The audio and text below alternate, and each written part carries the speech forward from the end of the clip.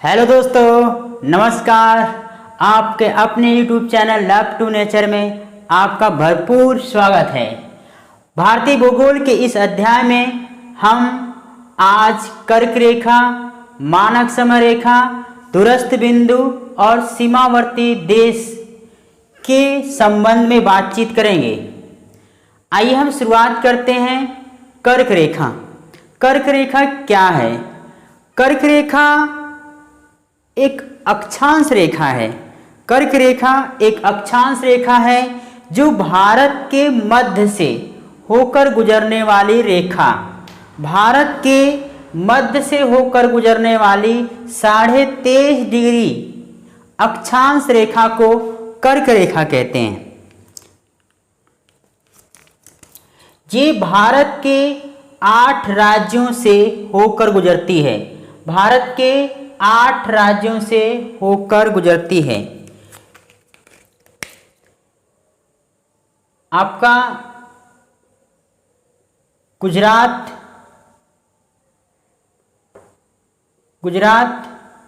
राजस्थान, मध्य प्रदेश, छत्तीसगढ़, झारखंड, पश्चिम बंगाल, त्रिपुरा और मिजोरम, ये भारत के 8 राज्यों से होकर गुजरती है।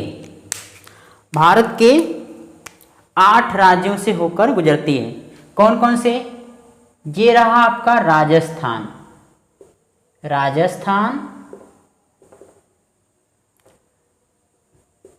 गुजरात, मध्य प्रदेश और मध्य प्रदेश के बगल में छत्तीसगढ़, जो कि मध्य प्रदेश से ही अलग हुआ था ये। इसके बाद झारखंड, पश्चिम बंगाल, ये रहा आपका त्रिपुरा और ये आपका मिजोरम। तो भारत के 8 राज्यों से होकर गुजरती है कर्क रेखा। 23.5 डिग्री उत्तरी अक्षांश रेखा, जिसे हम कर्क रेखा कहते हैं। ये रहा आपका ग्लोब में सबसे मध्य में रेखा कौन सी है? विषुवत रेखा, 0 अक्षांश रेखा को, और 23.5 डिग्री उत्तरी अक्षांश रेखा को कर्क रेखा, 23.5 डिग्री दक्षिणी अक्षांश रेखा को मकर रेखा, और 66.5 डिग्री को आर्कटिक रेखा, और 66.5 दक्षिणी अक्षांश रेखा को अंटार्कटिक रेखा, अंटार्कटिक, और ये आपका मकर रेखा, और ये आपका विषुवत कर्क रेखा, और ये आपका आर्कटिक। ये कुछ प्रमुख रेखाएं हैं। तो भारत के सबसे मध्य से होकर गुजरने वाले रेखा को उत्तरी गोलार्ध में 23.5 डिग्री उत्तरी अक्षांश रेखा को कर्क रेखा कहते हैं, जो भारत के मध्य से होकर गुजरती है और भारत के 8 राज्यों से होकर गुजरती है। राजस्थान, गुजरात, मध्य प्रदेश, छत्तीसगढ़, झारखंड, पश्चिम बंगाल, त्रिपुरा और मिजोरम। तो ये आपका पहला टॉपिक हो गया। दूसरा टॉपिक हम बात करेंगे भारत का मानक समय रेखा। भारत का मानक समय रेखा भारत के 5 राज्यों से होकर गुजरती है। भारत का मानक समय रेखा भारत के 8 राज्यों से होकर गुजरती है।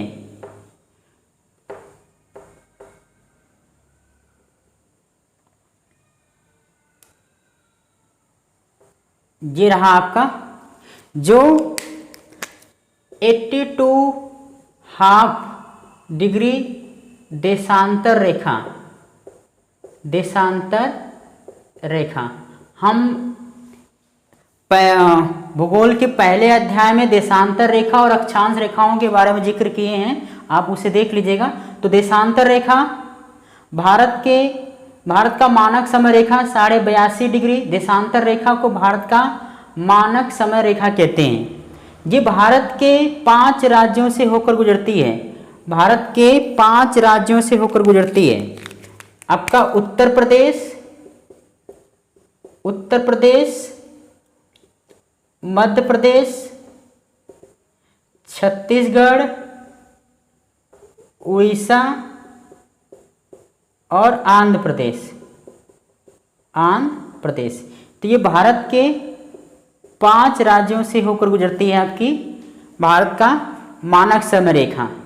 ये मानक समय रेखा बनाई क्यों गई, तो इसकी जरूरत क्यों पड़ी? क्योंकि हम जानते हैं कि भारत का जो क्षेत्रफल है काफी विस्तार है, और ये आपका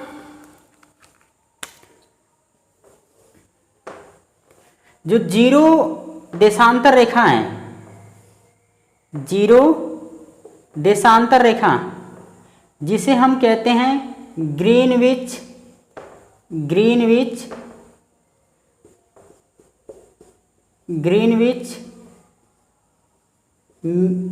समय रेखा, ग्रीनविच मीन टाइम समय रेखा, ये लंदन के ग्रीनविच नामक स्थान से होकर गुजरती है। तो इस रेखा को हम क्या बोलते हैं? ग्रीनविच मीन टाइम समय रेखा, ग्रीनविच मीन समय या टाइम लाइन कहते हैं।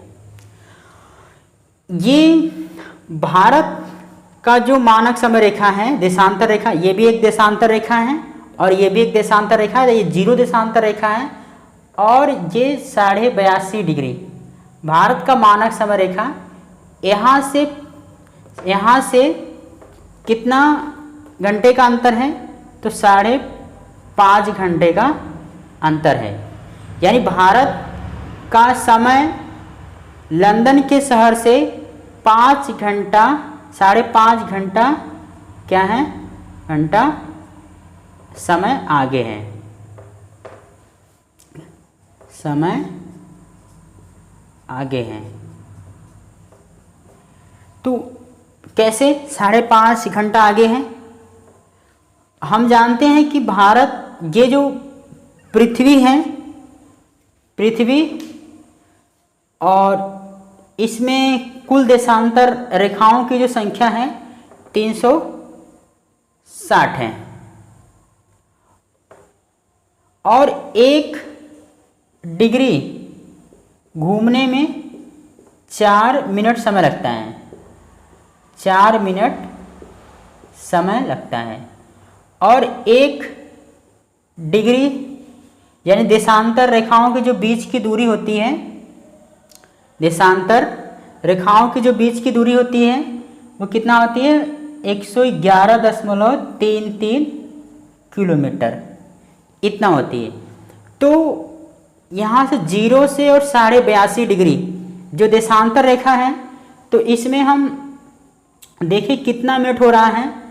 तो 1 डिग्री बराबर 4 मिनट, तो 82.5 डिग्री बराबर कितना हो जाएगा?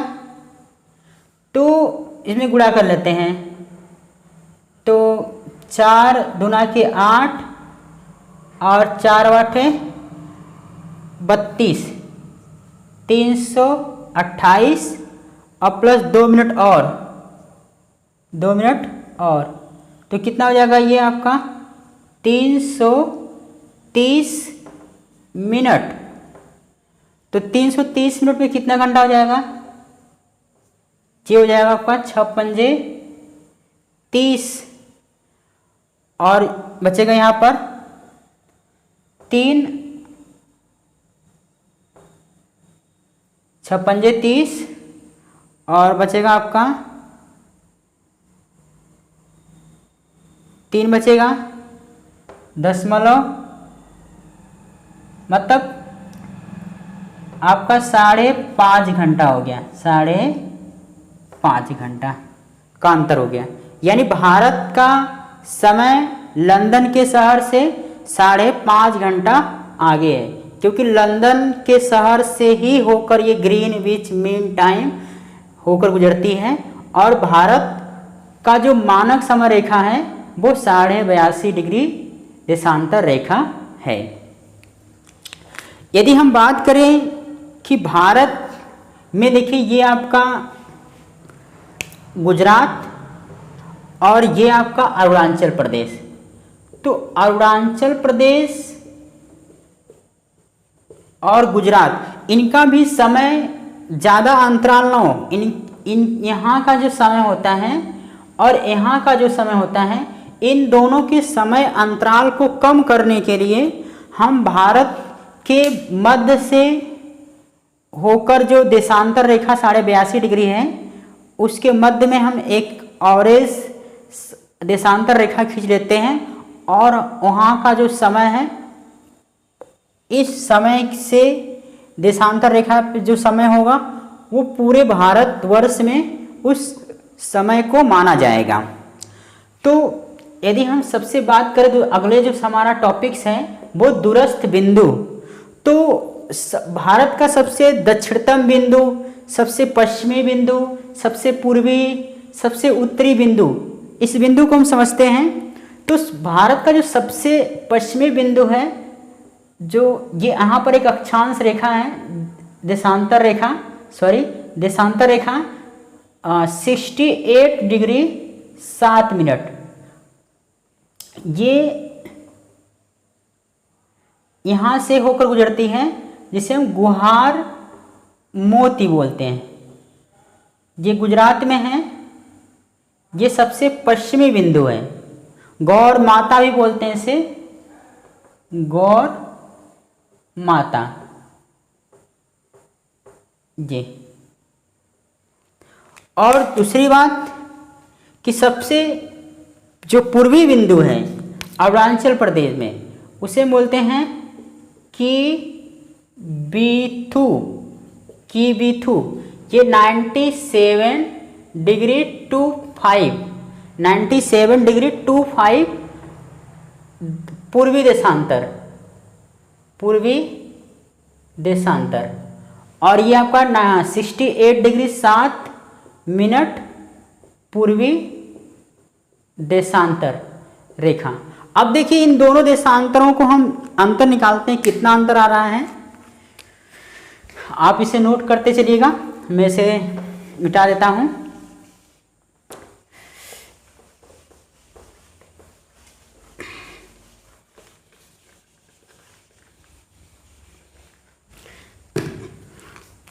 तो 97 डिग्री 25 मिनट और 68 डिग्री 7 मिनट, इन दोनों का अंतर देख लेते हैं। तो एक करीब कितना अंतर हो जाएगा,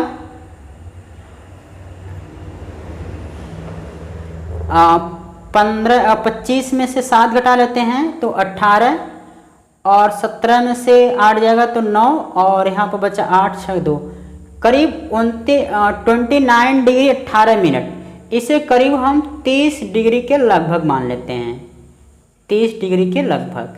तो हमने बताया कि 1 डिग्री बराबर 4 मिनट, 1 डिग्री बराबर 4 मिनट, तो 30 डिग्री बराबर कितना हो जाएगा, 30 डिग्री बराबर 3 गुणे 4 बराबर 120 मिनट।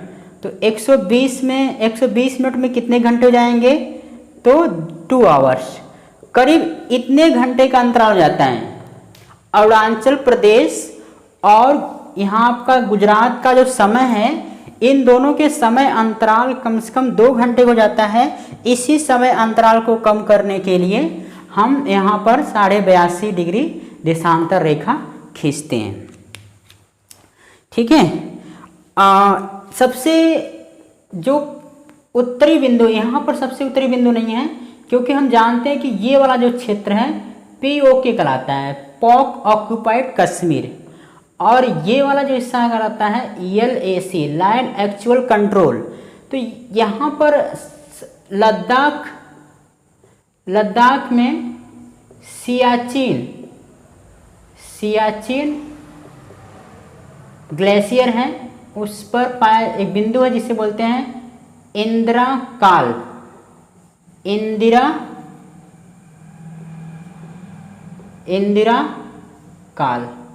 तो ये भारत का सबसे उत्तरी बिंदु इंदिरा काल और सबसे पश्चिमी बिंदु है गौर माता और सबसे पूर्वी बिंदु है किवीथू और सबसे दक्षिणी बिंदु देखिए, यदि मुख्य भूमि की बात करें, मुख्य बिंदु तो कन्याकुमारी, जैसे हम केप कैमोरिन कहते हैं, केप कैमोरिन के नाम से भी जानते हैं। और जो भारत का सबसे दक्षिणतम बिंदु है वो आपका ग्रेट निकोबार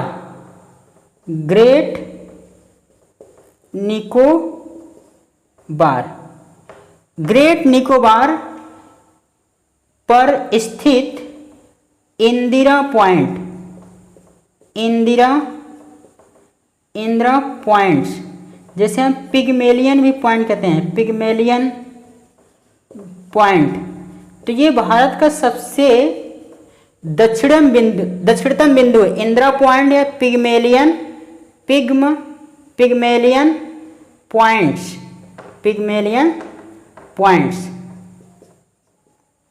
जी, इसे इस नाम से भी जानते हैं।